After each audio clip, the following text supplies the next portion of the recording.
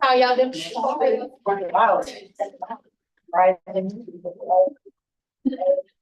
The quarterly meeting of the Louisiana Developmental Disabilities Council will come to order.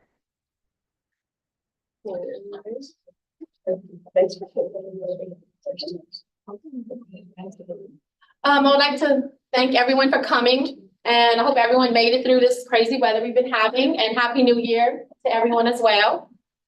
Ebony, can you please give us the roll call for attendance? Ms. Kelly Iduli, Ms. Avera, Ms. Banks, Dr. Barrett Vecchio, Ms. Bayham. Here. Mr. Billings. Here. Ms. Crane. Ms. Hagan. Here. Ms. Hano. Here. Ms. Harmon. Ms. Hyman. Ms. Jordan. Present. Ms. Moore. Ms. Nguyen. Present. Ms. Harrigan. Present. Mr. Piontek. Ms. Richard. Here. Mr. Rocca. Here. Ms. Stewart. Present. Ms. Singletary. Present. Mr. Taylor. Ms. Washington. Ms. Webb. Dr. Wilson. Here. Ms. Lauren Womack. Here. Ms. Tangela Womack. Present. And Ms. Gonzalez. Thank you, Ebony. At this time, we will have Ebony read the mission statement and the ground rules for today. So the council's mission statement is to increase independence, self-determination, productivity, integration, and inclusion for Louisianians with developmental disabilities by engaging in advocacy, capacity building, and systems change. Our ground rules are members must be recognized by the chair before speaking, be respectful of each other's opinions, break for 10 minutes every 1.5 hours, discuss council business in a responsible manner, except as necessary, restrict the use of electronic communication, i.e. texting during council and committee meetings, silence or turn off all cell phones. The mission statement is posted at every meeting, be on time for meetings, no alphabets, and side conversations are kept to a minimum, done quietly, and restricted to the subject at hand. Thank you, Ebony. The next item for business is the approval of the meeting summary. A draft of the October 19th meeting summary is distributed. The summary will not be read unless requested by a member. Does everyone have their summary? Okay. Are there any corrections that need to be made?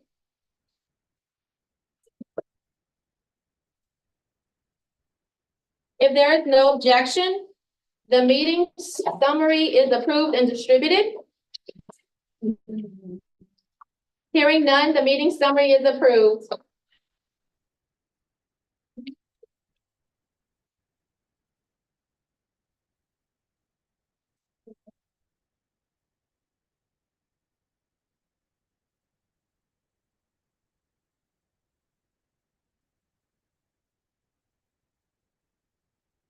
The next item of business is the chair's report.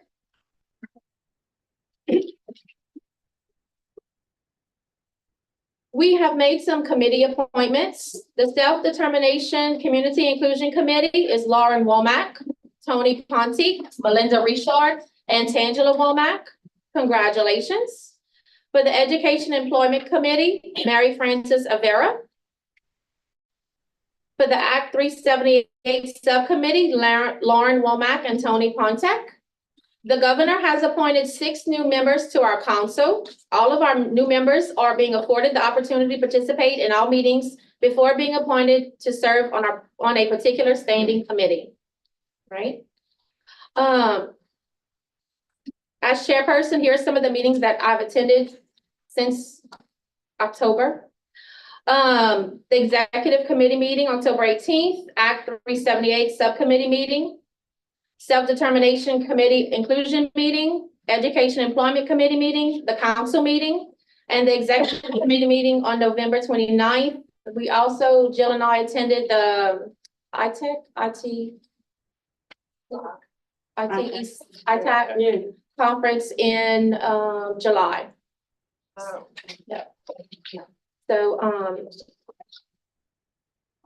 the executive director conducted an orientation for the executive committee on December 29th, but I was unable to attend due to my son being in the hospital. I was also wondering that we do need volunteers for these two committees. The 2025 Planning Committee and the Bylaws Ad Hoc Committee. So we want to wait, okay. Yeah, just the FY 25. The FY 25 Planning Committee, okay. Do we have any volunteers? Before I volunteer. Oh. Go ahead. One woman volunteer. Go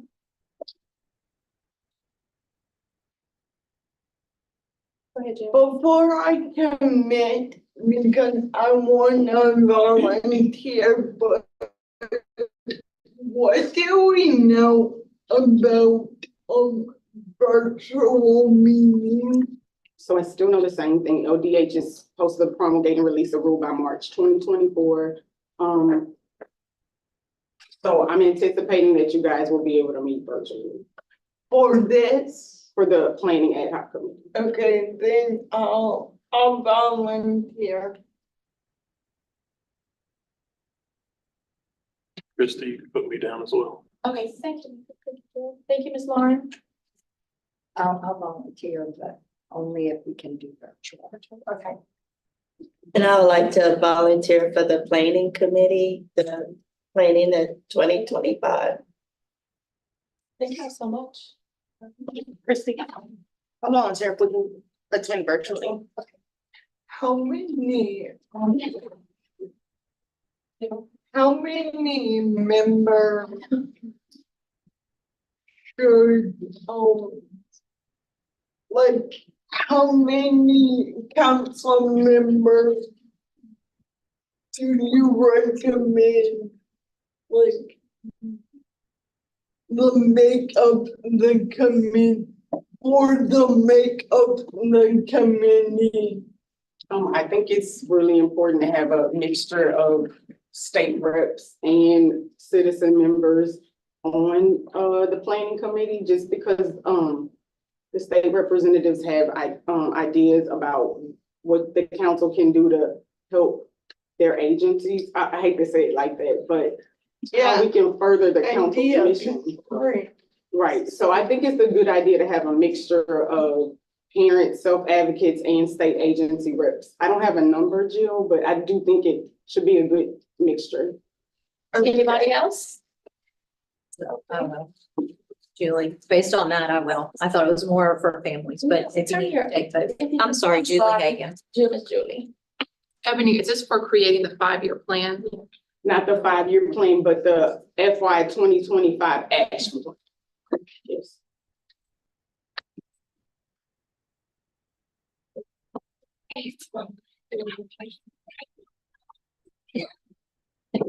If there are no objections, I would like to appoint the following members to the FY 2025 Planning Committee. Lauren Womack, Jill Hano, Michael Billings, Patty Vecchio, Melinda Perrodin, Brooke Stewart, Julie Hagan.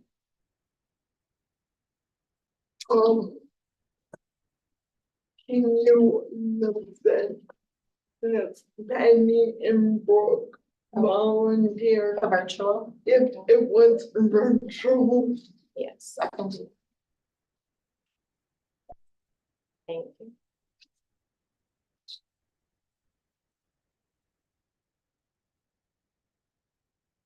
And we're going on to, are there any questions regarding the chair's report?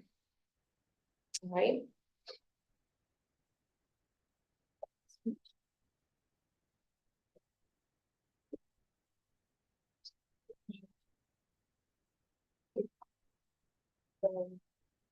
Go to the executive committee's agenda. They want to. Exactly, just an update on that, and get in whatever they wanted to bring before. Or whatever needs to be. Okay, so the executive committee, none of the committees were able to meet on yesterday. But, on the executive committee's agenda, there were two important items that, they were going to discuss, and they were gonna bring recommendations back to the council. Unfortunately, they weren't able to meet and bring recommendations, so we're gonna bring those before the full council. So the first thing was the council's bylaws. The council's bylaws haven't been updated since July 2018, and it is ITAC's recommendation. ITAC is our information and technology assistance for councils. They recommend updating the bylaws every year. And like I said, the bylaws haven't been updated since July 2018. So I was gonna bring before the executive committee, a recommendation that they should form an ad hoc committee so that those bylaws can be updated. There's some very outdated things in the bylaws, and I think that it would be a good idea for the council as a whole, just to go through the bylaws to make sure that, everybody understands the bylaws and, that some of the things that are in there are updated. I know one of the things is that the plan has to be mailed, and that's sort of antiquated. I had to mail the plan last year to all the members before the April meeting. So if we can go in and update it just to be emailed, just things like that. So I don't know if Christie wants to accept recommendations at this time. Yes, we can. Right, Go ahead, Jim. wait, what? The recommendations to, have To an update the bylaws. update the bylaws, have a committee. Because I had on my bylaws recommendations on that. Oh, well, we're not gonna, we would have to form a committee, Jill. That's what I'm talking about, recommendations. I was like,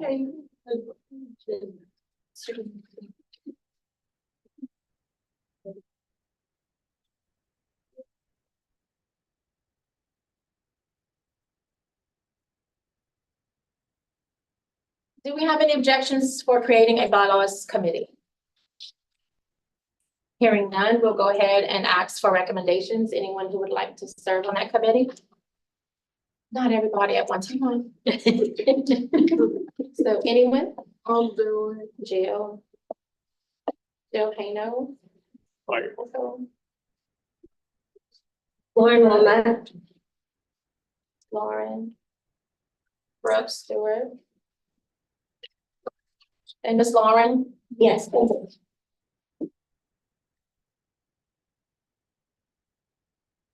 Anyone else? Okay.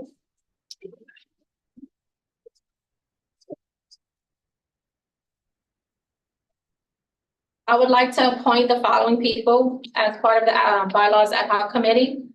Jill Hano, Michael Billings, Brooke Stewart, and Lauren Womack. Do I have any objection? Thank y'all very much. Hearing none, we'll go and continue. So the other item that was on the executive committee's agenda was the executive director's salary recommendation. Again, unfortunately, the executive committee couldn't meet on yesterday to provide another recommendation to the full council for consideration. So, I'm just gonna allow Christie to open it up for discussion. Based on our last meeting in November, we spoke about the executive director appointing Ebony and the salary and many other things. We received a lot of information regarding that, about the different positions around the state and from different states about other executive directors' salary and so forth. She did provide us a copy of their duties and responsibilities. I think everybody got the packet, okay. So this is something that we can discuss.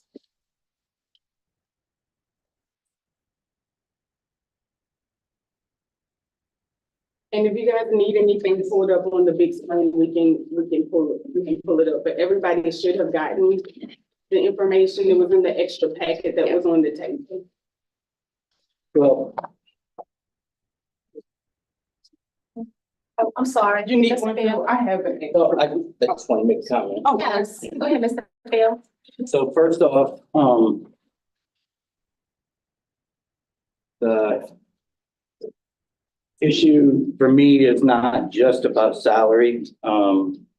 It's also about making a closed door behind executive council decision, not involving the council as a whole and not in terms of participation in that decision or approval of that decision. It was presented as if this was a done deal and this was just the executive council went and decided this is what we're going to do. That doesn't feel like it's achieving the goal of transparency. Second point for me is if we're going to offer $160,000 salary, there needs to be a national search. We can't offer that kind of salary, which is not typical of an executive director in the state of Louisiana, or frankly, most states, for an organization that's the size of the DD Council.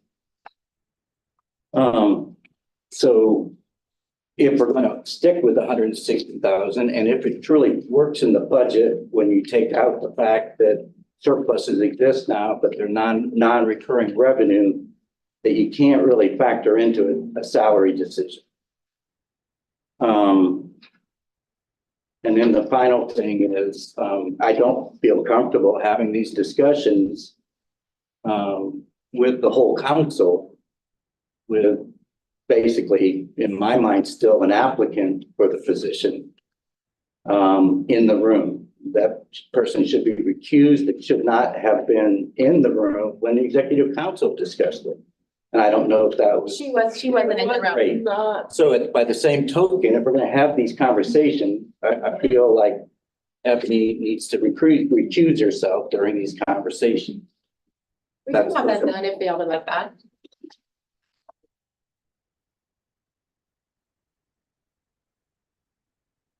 Mr. Field, do you want to go into executive session? We can do that. I'm not sure the parliamentary procedures here, so I'll leave that to others who know that better. But I feel like this needs an open discussion so that we don't repeat what we did a few years back, but with like things that didn't feel transparent to most of the council as a whole. It was a lot of things were done in the last five years ago and previously, where decisions were made in the executive council and presented to the council in a way that it was sort of the decision's already been made. And that doesn't feel like a board that I want to be part of. So do you want to go into executive session? I don't really know what that means is what I'm saying. So explain that would be great. Yeah, okay.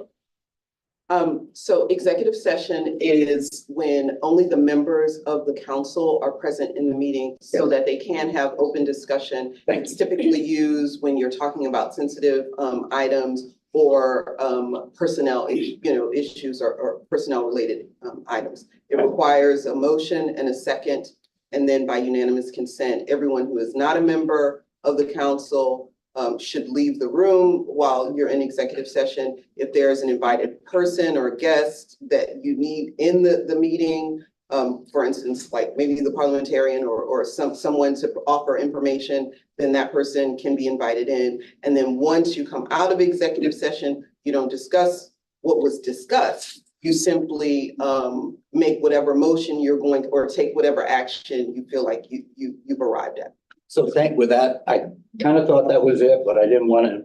No, that's okay. So, but the other obvious question then is we have a lot of guests. I don't know if this is there's a way to do this, but people have to go out and stand in the hall or something because, again, we have a lot of guests and I am assuming they would not be part of the council. Is that correct? Yes. Mr. Michael? I move that we go into executive session with the parliamentarian remaining in attendance. Second. Second, okay.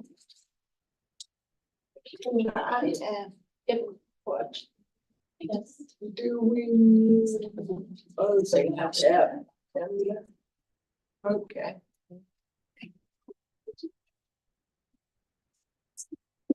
If there are no objections, we'll now enter into executive session.